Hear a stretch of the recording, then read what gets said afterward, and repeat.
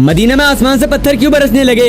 बीते कुछ दिनों से मदीना में बारिश हो रही है और तेज हवाएं चल रही हैं, जिस वजह से काफी नुकसान देखने को मिला। इसी बीच मदीनातुल मुनव्वरा से एक वीडियो सामने आई, जिसमें एक अरबी ने कार के अंदर से ये वीडियो रिकॉर्ड की। तेज बारिश होने के साथ साथ तेज हवाएं भी चल रही थी और आसमान से ओले भी पड़ रहे थे, लेकिन उन्हीं ओलों के बीच में पत्थर भी बरस रहे थे। ये पत्थर इतनी तेजी से गिर रहे थे कि गाड़ियों के शीशे तक टूट गए। अब सवाल आता है, जिस जगह रहमत बरसती है वहाँ पत्थर कैसे बरसने लगे? दरअसल आसमान से बारिश तो बरस रही है, लेकिन पत्थर नहीं बरस रहे। ये मदीना के आसपास की ही वीडियो है, जो रेगिस्तानी इलाका है और तेज हवाएं चलने के कारण थोड़े बहुत पत्थर बारिश के साथ उड़ने लगते हैं, जिस वजह से पत्थर इस तरह से गिर रहे थे, लेकिन आसमान से नहीं। क्या आपने कभी ऐसी बारिश देखी है?